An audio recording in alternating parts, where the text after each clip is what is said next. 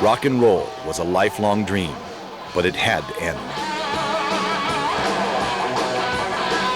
And as the lights went down on my career, I decided to follow my heart and set out on a journey to explore different cultures and ways of living.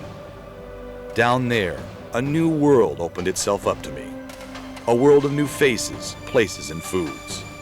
Around every corner, a new experience. My name is Nick Paine. I am a culinary archeologist, traveling alone on a lifelong journey to preserve the world's ancient recipes. I discovered that many customs, including foods used by the natives, were disappearing every day. Saving these for future generations became my mission, and now I bring you some of the world's most exotic culinary traditions.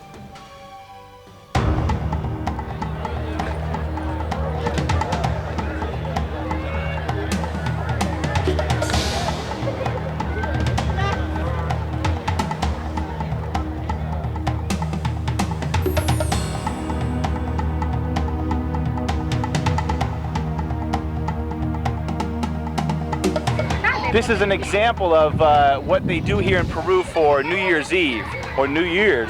This body is called a pilata, which is a body that represents the year that passed, that's going to pass tonight. And they're going to do something really wild to this little body, which represents the year that's gone by.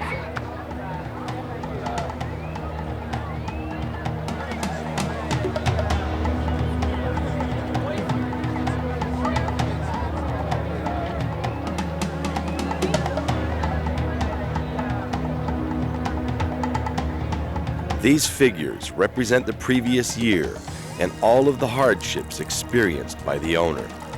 Come midnight, it'll all be over.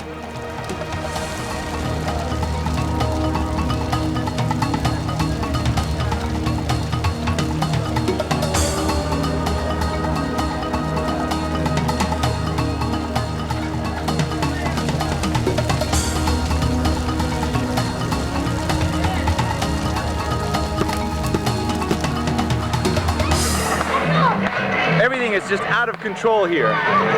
It's kind of like our 4th of July, I guess. There's another one right here setting on fire, right here. This is the way they celebrate New Year's Eve, the New Year, here in the middle of the Peruvian Amazon. You get flour thrown all over your face, which represents a brand new year, white, fresh. The dummies have been set on fire. That means everything that is past is over with, and the dummies, which are dead and gone, are on the ground, being dragged around by the kids, as you can see. And that means the new year is just past, it's gone forever, and it's on fire, forgotten, burned to ashes. And from ashes, new things will arise.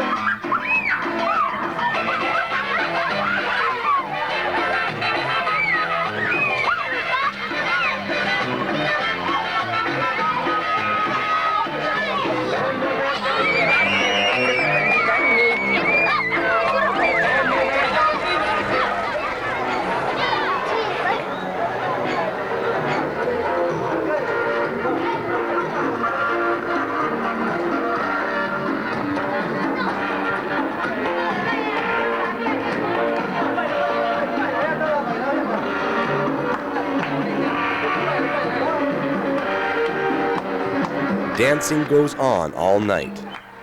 There are gifts of food shared between neighbors. It is a happy, expectant time for the coming year. And as a child plays with the ashes of a time forgotten, another fire begins in back of the house. It is impossible to describe the overwhelming aroma of an entire village cooking outside on open fires. chicken feet ready to be barbecued, freshly caught Amazonian fish in a wild variety of sizes and shapes. They are dried, smoked, eaten raw with salsa, and made into extraordinary soups and stews.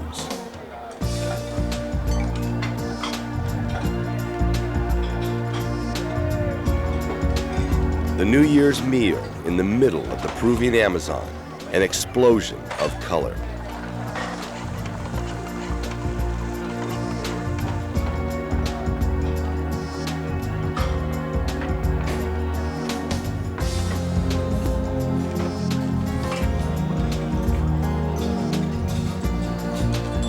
A plantain dish called patacones is a favorite here in Loreto. First, green bananas are fried to soften them, and then they are smashed by hand. Once smashed, they are fried again and salt is added.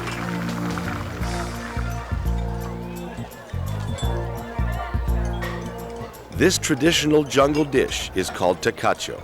It's made of green bananas and fried pork skin. And this is a smoked jungle pig in a tasty soup with cilantro and rice. Another favorite is suri, a large grubworm sautéed and roasted on the grill.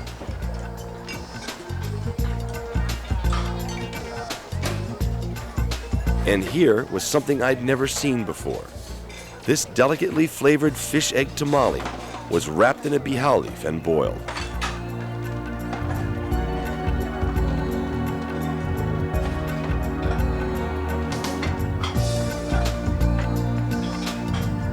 The amazing variety of food prepared for the feast overwhelmed my senses, and I couldn't wait to try each and every one. Made from fresh ingredients, these extraordinary dishes were unparalleled in flavor and simplicity. It exceeded anything I had experienced in my modern world.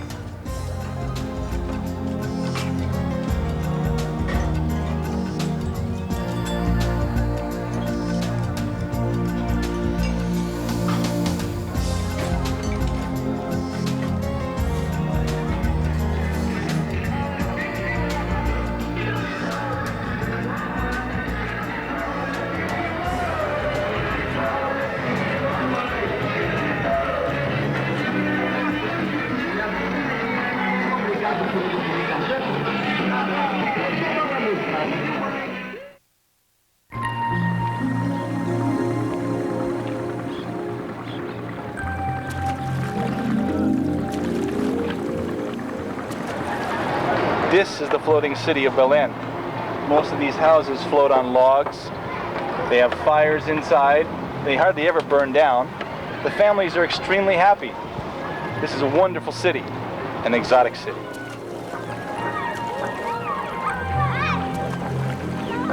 Located in the middle of the mysterious Peruvian Amazon, only 15% of Belen is ever above water.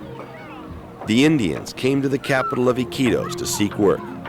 Not finding any, they built these homes on the water at the outskirts of the city. The children rarely play on dry land.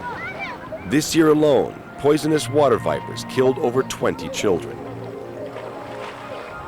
It's almost like Thailand. Everything floats. It's either on stilts or on balsa logs. It rises with the water and falls with the water in the river, that is, whenever the rainfall changes. And this river rises as much as 30 feet.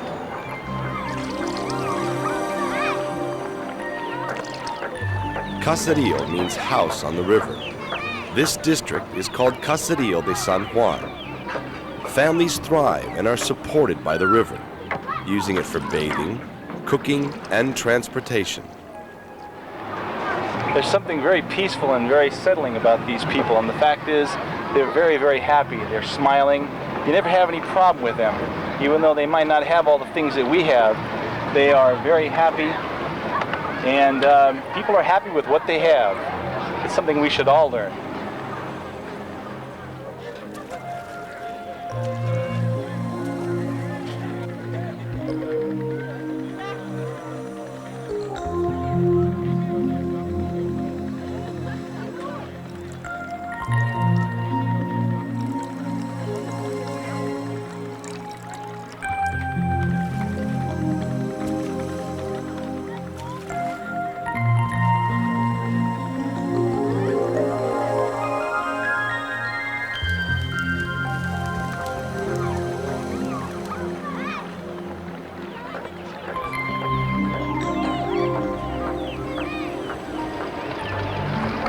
This area behind me where these people are fishing is where they catch carachama, which is a prehistoric fish that exists here in the Amazon. Let's see if they have any right now. It's kind of late in the day, but I think they have some.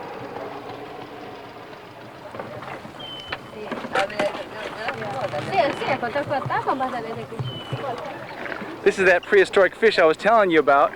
This is called carachama. They use it in soups.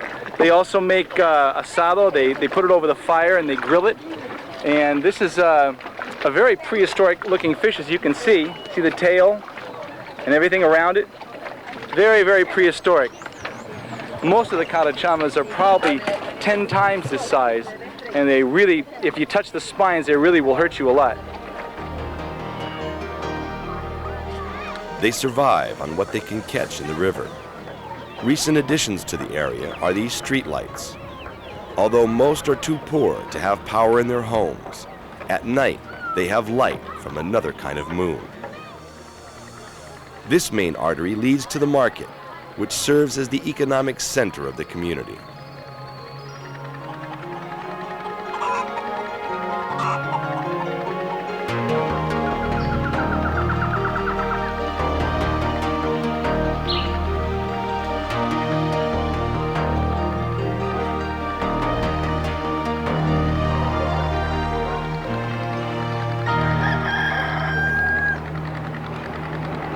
We're going to go into the marketplace and see some very amazing food that exists here in Belen, the most exotic marketplace in all of Peru. This extension of Iquitos grew from only a few huts to over 3,000 in just 15 years. Many items are brought out of the jungle or harvested direct from the Amazon. More traditional items are grown in the plantations surrounding Iquitos. At the market, different members of this complex society will meet and trade foods. 40% never use money. Bartering and trade for goods and services is the only way of life they understand.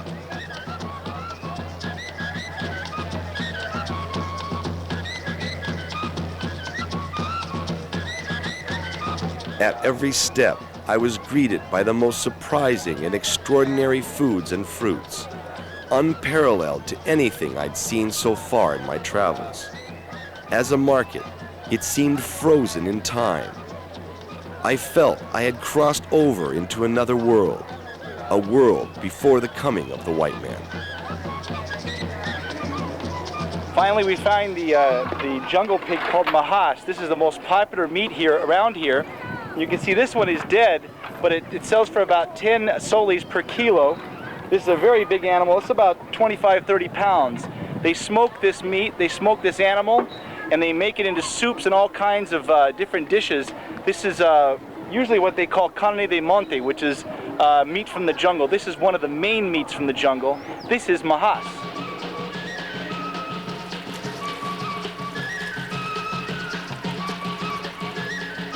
I realized that I would have to return here many more times in my life to fully understand and document this incredible place. After witnessing the remarkable culinary selections available to the natives, I was curious to see how the average kitchen was laid out above the bustling market. Here in Belen, in one of the typical houses, we have a typical kitchen here. Place where they use an upside-down canoe as a chopping block. You've got a regular metal pan with bricks in it, which serves as the place for the fire where they cook. And over here is for a la brasa, más o menos. Yeah, that's for chicken. So they use this for chicken, this for cooking on the pots, and this is their cutting board area here. This is a typical kitchen here in the area of Belen, here in Iquitos, Peru. And this is the family here who has allowed us to film their house. ¿Tu nombre? Leonardo. Leonardo? Yolanda. Yolanda. And I want to thank them for allowing us to check out their house, which has got quite a nice view of Belen. If you see over here, this is the village of Belen, the floating area. I've got a lot of vultures here that wait for the food to be thrown out of the houses. They're typical Amazon vultures. And the reason that this sidewalk is about 10 feet off the ground is because of the amount of water that rises when the river gets high, and the rainfall, which is tremendous here, rises anywhere from 10 to 30 feet. This is a sidewalk that is made of wood. It's a little bit fragile, but this is how the people get from one part of the village to another. Okay, I was telling you about carachama and how they prepare it on the fire, and this is carachama prepared on the fire a la brasa, and with a little piece of green banana or yuca. ¿Cuántos soles por eso? ¿Cuántos soles? About 2 soles por esto. And down here is the other fish that are also been put on the fire. This is what you would call a typical dish of Belen, carachama a la brasa. Correcto?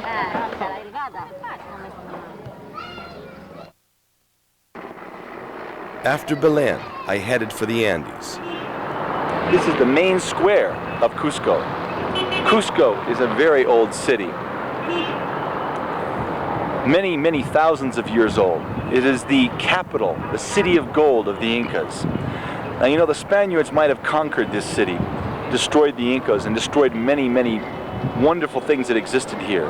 But there's one thing they did not destroy, and that's some of the typical foods that still exist today. I'm going to show you one typical food that is very old, very unusual, and very exotic.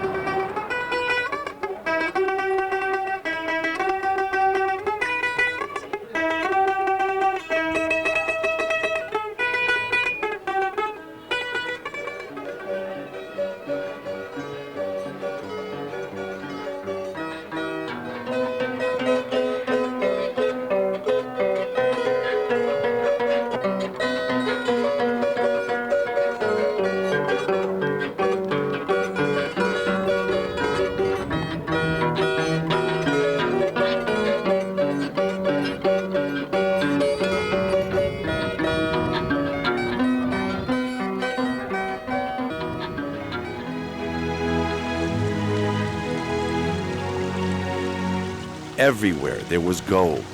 It was the closest thing to heaven I have ever seen. So said one of the conquistadors as he first set eyes upon the city of gold. Cusco was the capital of the Inca Empire. The last king, Atahualpa, was killed by the Spaniards, and all of the gold covering the buildings was melted down and shipped to Spain. Nevertheless, the people of the Inca Empire still live on. Today, they still use llamas and terrace the land using the same procedures developed before the arrival of the Spaniards.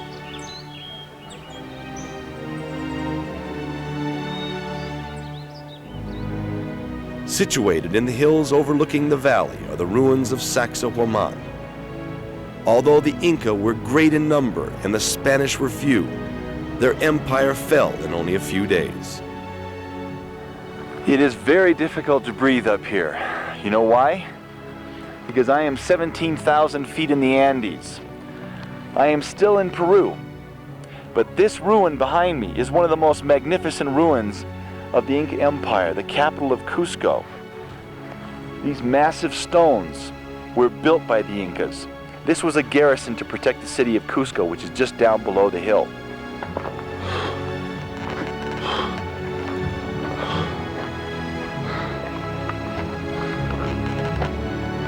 Of course, up there, a gigantic stone covering the doorway.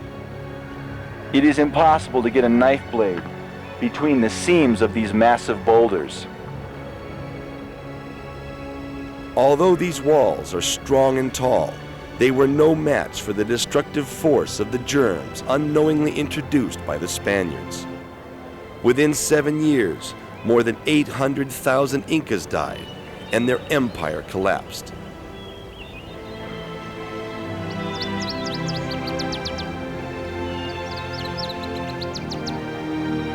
Getting back to food, the Incas ate many different types of food, most of which is not on record anymore.